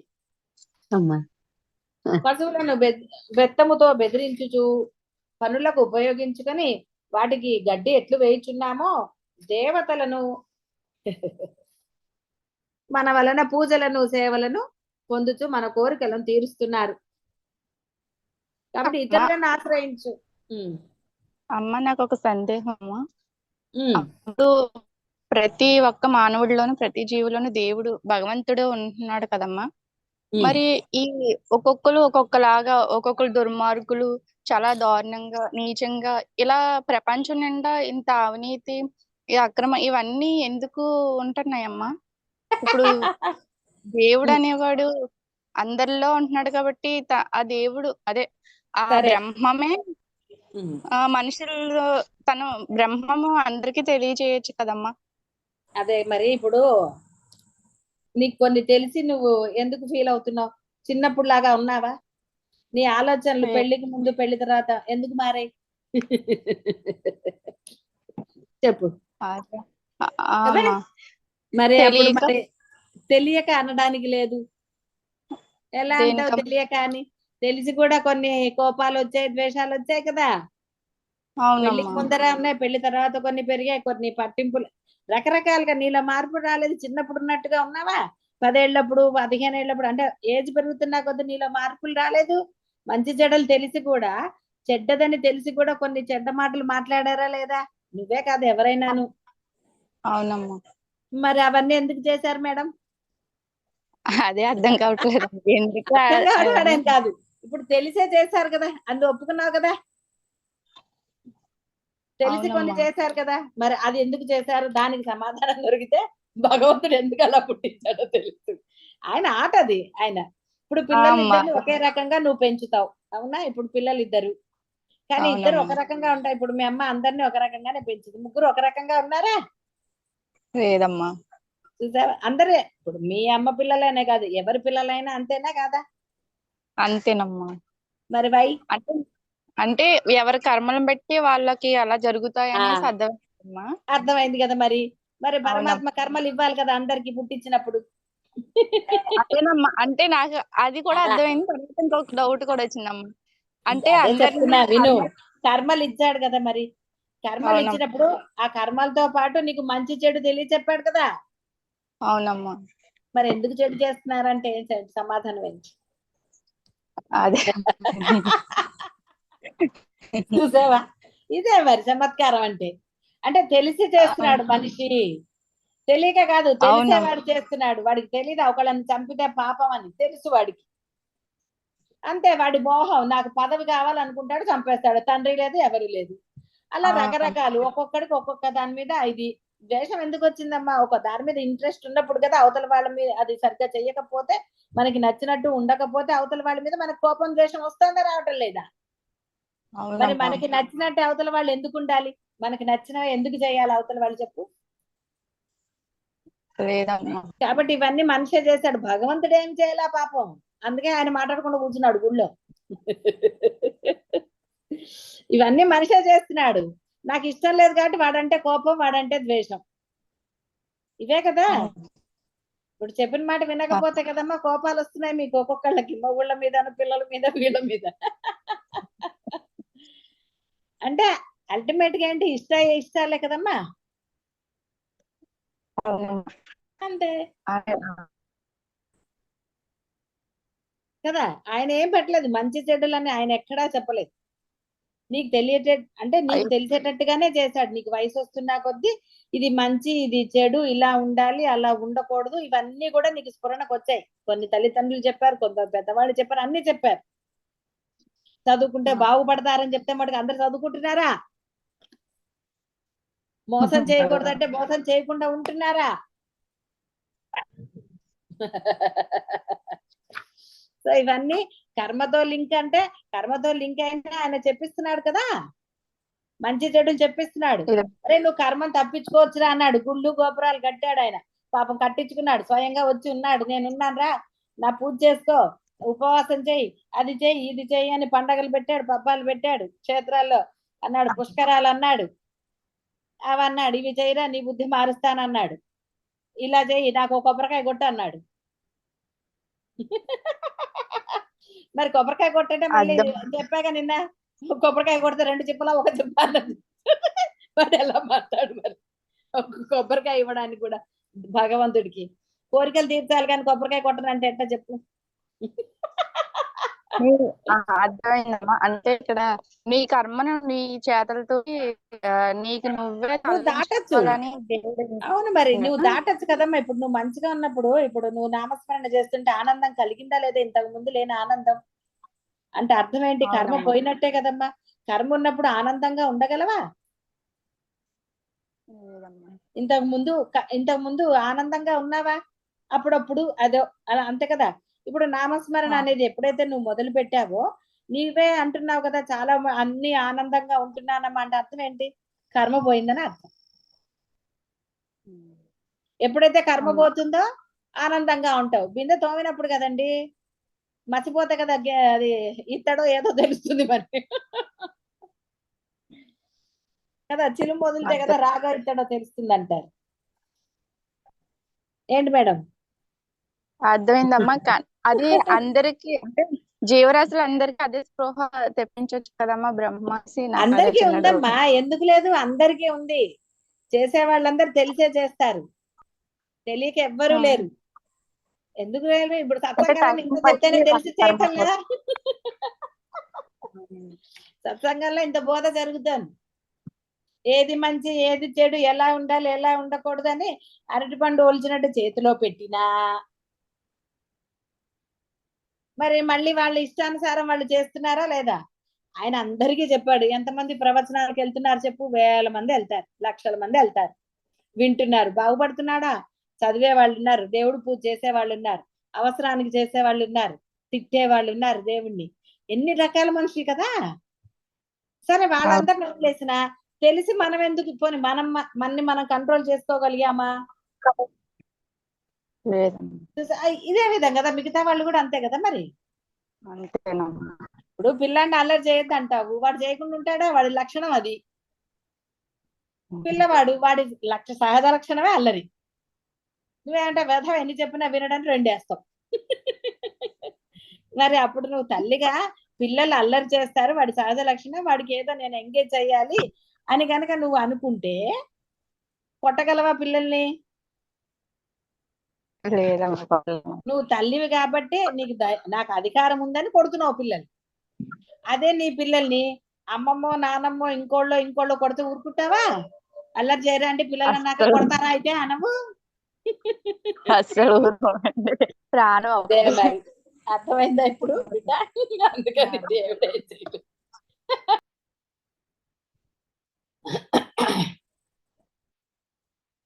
సకల దేవతలకు స్వరూపమైన ఆత్మయే నాకును స్వరూపమై ఉన్నది. అదే సకల సుఖములకు మూలమైన ఆనందము అని ఎవడు ఆత్మ సాక్షాత్కారాన్ని పొంది ఆనందిస్తాడో వాడే జ్ఞాని. అతడు ఏ దేవతలను ఆశ్రయింపడు, వానికి సుఖమున భయం ఉండదు. వాడు ఎప్పుడు ఆనందంగానే ఉంటాడు. భయం ఎందుకండి? మీరు వచ్చి ఏదో చేస్తారని ఇంకోటి ఏదో చేస్తారని ఏవో పెడతారు, ఏమైపోతుందో పొట్టని.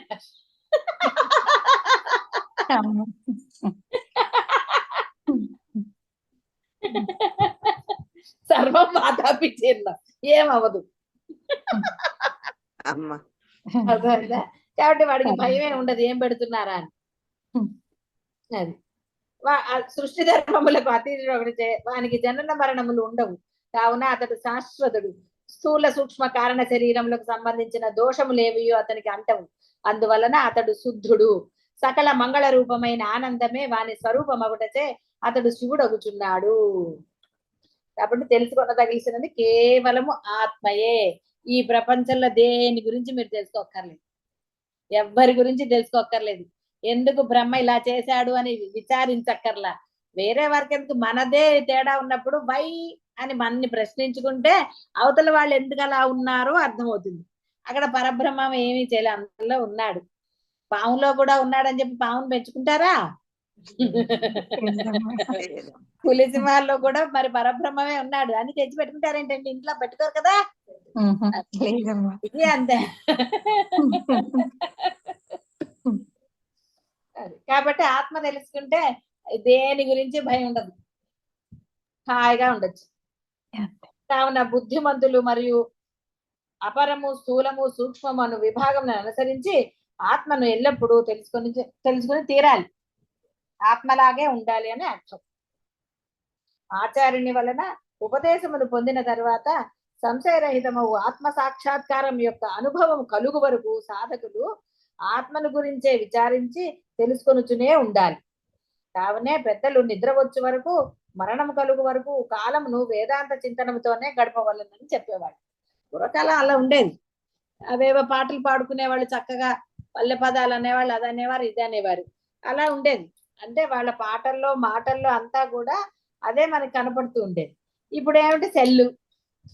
మనమో సెల్లు, పిల్లలు ఒక సెల్లు. వాడికో సెల్లు ఇచ్చేస్తే వాడు నోరు మూసి కూర్చుంటాడు, లేకపోతే వాడికి టీవీ పెట్టేస్తారు, లేకపోతే ఇంకోటి ఏదో చేస్తారు. చక్కగా వాడితో పాటు వాడికి ఓ శ్లోకం చెప్తూ, వాడు చెప్పడు అయినా సరే మీరు శ్లోకం చెప్తూనే ఉన్నాడు అనుకోండి, వాడు చెప్తాడు. ఇవాళ చెప్పకపోతే రేపు చెప్తాడు, లేకపోతే ఎల్లుండి అయినా చెప్తాడు వాడు. ఎందుకంటే ఆ భగవంతుడి యొక్క నామంలో ఆ శక్తి ఉన్నది. కాబట్టి పిల్లల చేత చెప్పించాలి. పడుకునేటప్పుడు వాడిని అరిచి నరస పడుకుంటా లేదా పిల్లిని పిలవనా అది పిలవనని బెదిరించకూడదు వాళ్ళని.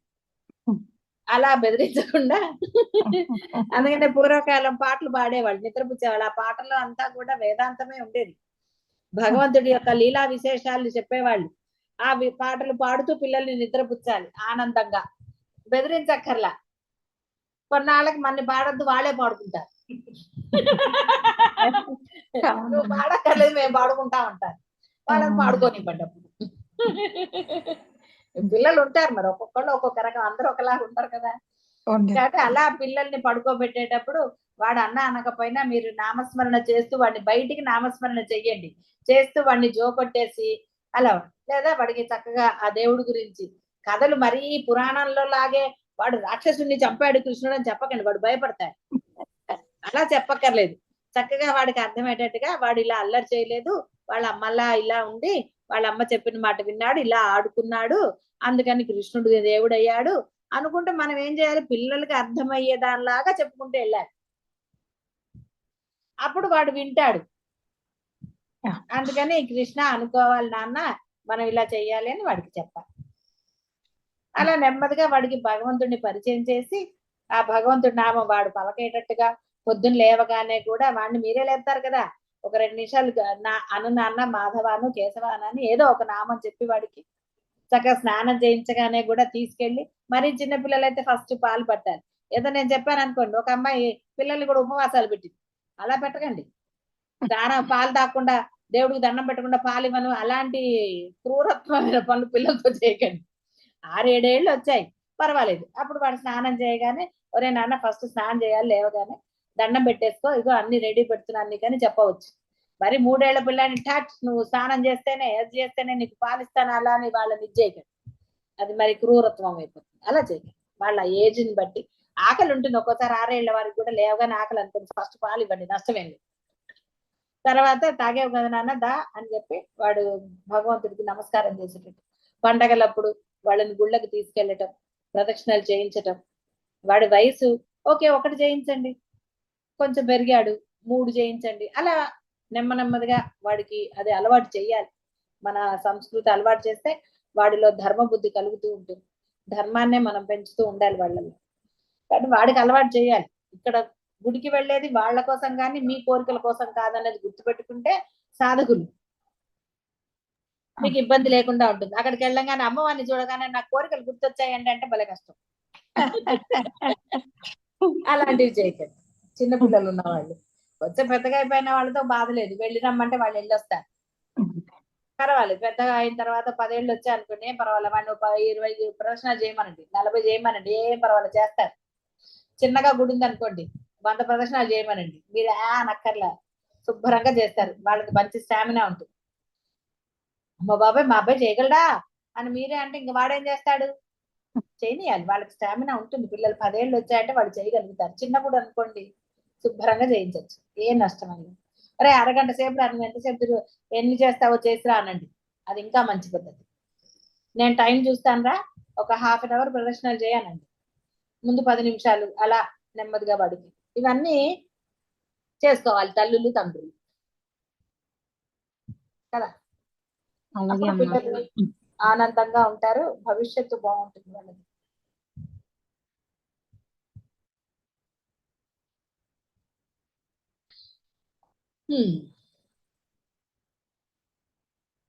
పరమ నిర్వాణం సృష్టి భేదం వలన ఏర్పడుచున్నది అపరము, స్థూలమైన ఆత్మ మంత్రమయం, ధ్యానైక సంస్థితమైనది సూక్ష్మము.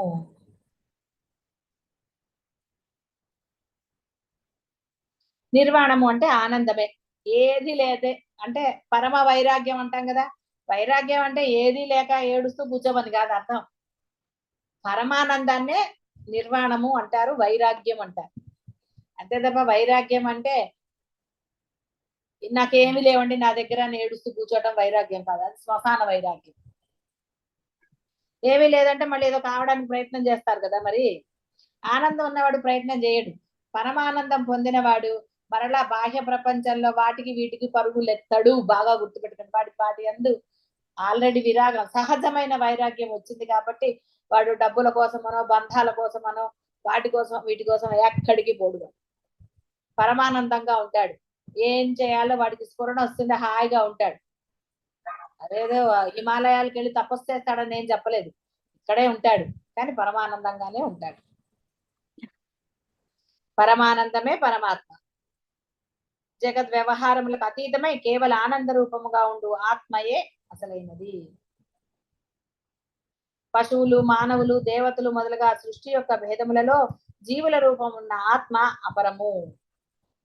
బంగారు నగలలో బంగారం వలె ప్రతి జీవి ఎందును స్థూల సూక్ష్మ కారణ శరీరములలో వ్యాపించి వానికి చైతన్యం కలిగించుచుండియు నిర్వికారముగా నిర్మలంగా ఉన్న ఆత్మయే ముక్తి పొందిన వానికి పరాత్మగా పరమానందాన్ని. అంటే చాలా సులభమే, ఆచరణ చేస్తే సులభం, ఆచరణ లేకపోతేనే చాలా కష్టంగా అనిపిస్తుంది. సంసారమునందు ఆసక్తితో వర్తించు ఈ జీవుడు స్థూలుడు, మంత్రమయం.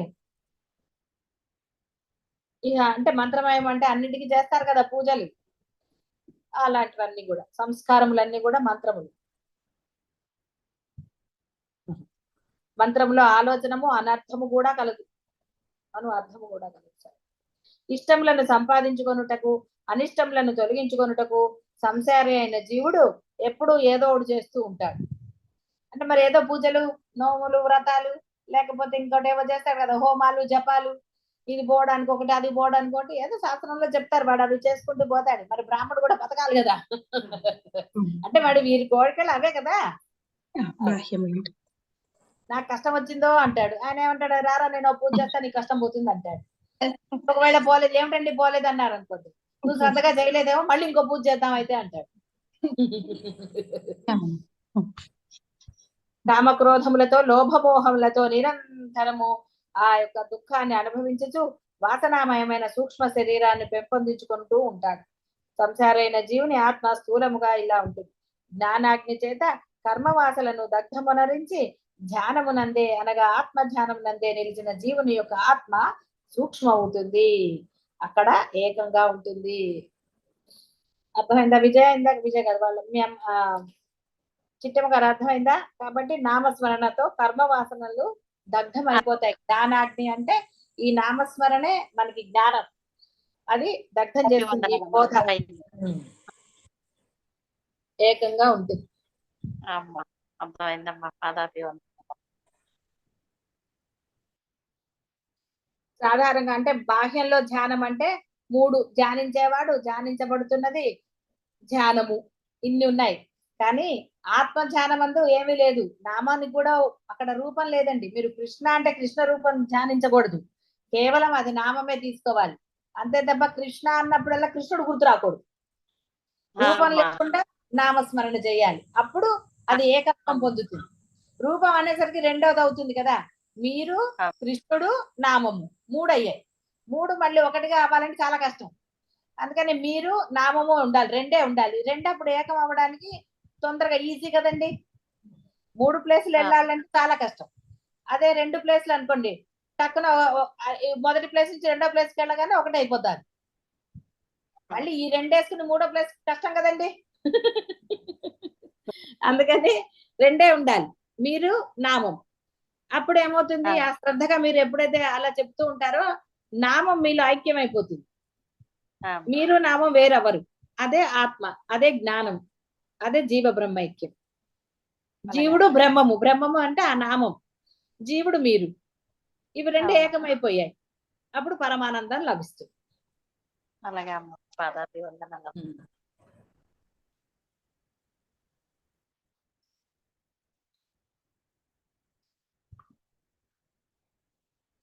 ఆత్మకు అన్ని ధర్మములు కలవు.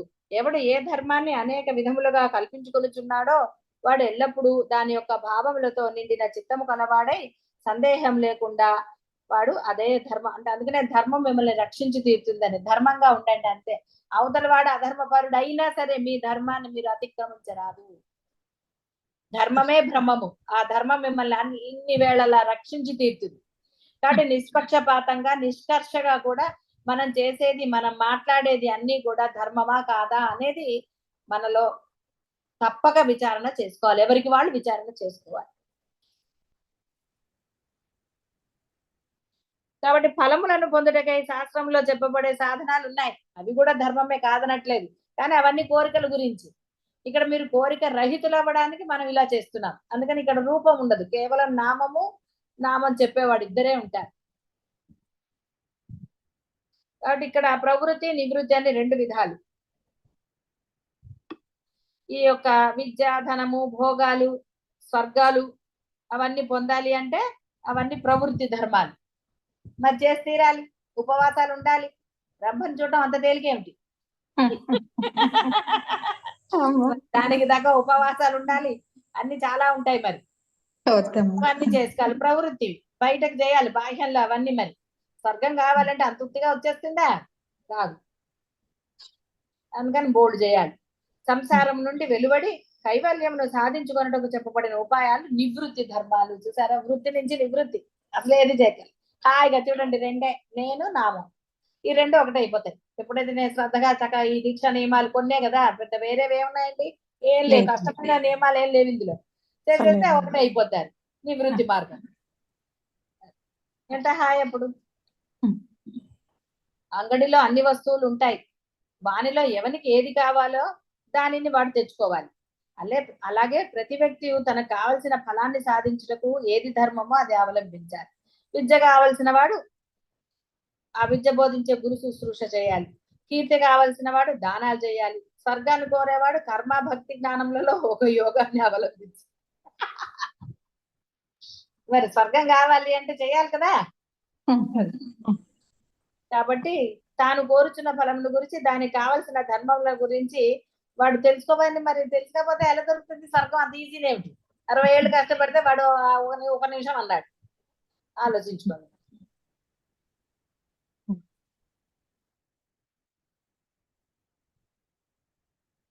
అంటే మోక్షంను కోరిన వాడు దాన్నే అవలంబించాలి.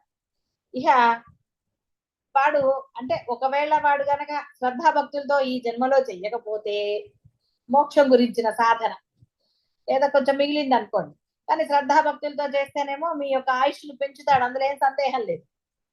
కానీ మీరు శ్రద్ధాభక్తులు లేకుండా ఇటో కాలు అటో కాలు వేసారనుకోండి, గోడ మీద పిల్లిలాగా ఇటో గెంతు అటో గెంతు వేస్తే ఎప్పటికీ స్థిరత్వం లేదు కదా.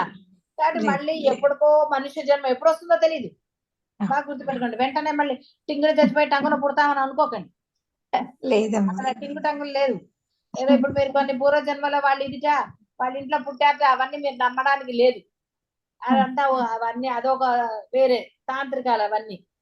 కాబట్టి ఏమండి వాళ్ళు పుట్టారటండి అక్కడ అని మీరు అన్నారు అనుకోండి, మీరు అలా పుట్టరండి. గ్యారంటీ రాసిస్తాను నేను, అలా పుట్టరు. వెంటనే చెప్తా కదా, ఇక్కడ టుపుక్కున పని అక్కడ మళ్ళీ పుడతారని లేదు. మళ్ళీ మా వాళ్ళే పుట్టారండి అని అంటూ ఉంటారు కదా, ఆ పోలికలతో పుట్టారండి అంటారు. అది వీడి భావన. ఉన్నప్పుడు సరిగ్గా లేకుండా వాళ్ళు మళ్ళీ పుట్టారంటారు ఎవరైనా? కాబట్టి అలా లేదు. మళ్ళీ మీరు పుట్టాలంటే మళ్ళీ మానవ జన్మ ఎప్పుడు వస్తే అప్పుడు మళ్ళీ మీరు చేయాలి కదా సాధన. మరి చెప్పాడు కదా 8th క్లాస్ వాడు ఏమన్నాడు, వరే ఇప్పుడు చచ్చిపోతే మళ్ళీ 1వ క్లాస్ నుంచి చదవాలరా అని. అది గుర్తుపెట్టుకోండి ఎప్పుడు కూడా. ఎందుకంటే ఇప్పుడు 50 ఏళ్ల తర్వాత మీకు ఈ యొక్క సాధన మార్గం తెలిసింది. అప్పుడు మరి ఎప్పుడు తెలుస్తుంది? ఏం తెలుస్తుంది? 10 ఏళ్ల వరకు తెలిసిన 10 ఏళ్ల వరకు అయితే అనుభవించాలి కదండి. ఎందుకు వచ్చిన గోల? ఏదో తెలిసినప్పుడే జాగ్రత్త పడచ్చు కదా. అది జాగ్రత్త పడండి. కాబట్టి తర్వాత జన్మలో ముక్తి పొందుతారు కరెక్టే, కానీ ఎందుకండి మళ్ళీ నువ్వు కష్టాలు కదా. ఇప్పుడు పరిస్థితులన్నీ అనుకూలంగా ఉన్నాయి. ఇంట్లో వాళ్ళు చెప్పిన మాట కాస్త వింటున్నారు. అప్పుడు ఇంట్లో వాళ్ళు వింటారో వినరో ఇంట్లో తెలిసిన తర్వాత మళ్ళీ జన్మ చాలా కష్టం. కాబట్టి వ్యవహారం అంతా కూడా ఎవరికి వాడు చేసుకున్నదే. అర్థమైందా విజయ? అంతా ఎవరిది వాడిదే. అందరికి తెలియజెప్తాడు ఆయన పాపం ఏదో రకంగా. ఇప్పుడు పని వాళ్ళకి చెప్తాం అలా అబద్ధాలు ఆడుతూ మీకు అందుకే డబ్బు నిలవదు ఇలాగా అలాగని. వాళ్ళు వింటారమ్మా? అంతే. మనం ఏం చేయలేం. వాళ్ళది వాళ్ళ పద్ధతి వాళ్ళదే. అంతకీ ఎవరి సంస్కారం వాళ్ళది.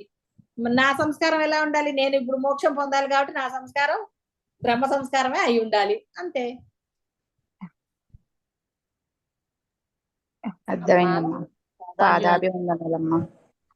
అమ్మా ఇప్పుడు నాకు కావాల్సిందంతా నా బాధే కావాలి గాని నాకు ఎవరి గురించి ఏ పట్ల ఆశించలేదమ్మా నేను. వెరీ గుడ్ అండి.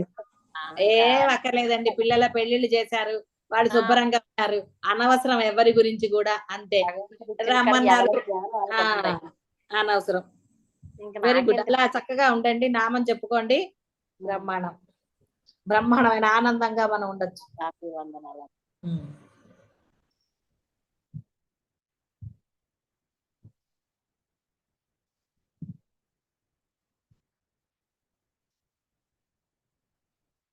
కాబట్టి అనుకోవటం అంటే రకరకాలుగా నానా గోల లేదే సంసారం, ఏమీ లేనిదే మోక్షం, అదే ఆత్మ సాక్షాత్కారం. కాబట్టి ఏమీ లేకపోవటం అనేది ఎంత సులభంగా ఉందండి. వ్యధగోలలు మీకు అది కూడా తెలుసు, తెలియని వాళ్ళు ఏం కాదు. వదిలేస్తే ఆనందంగా ఉందని తెలుసు, కానీ కొన్నిటిని మళ్ళీ అలాగే పట్టుకుని ఉన్నారు. కుడి చేత్తో వదిలేసి ఎడం చేత్తో పట్టుకున్నారు, ఎడం చేయి కనపడదని.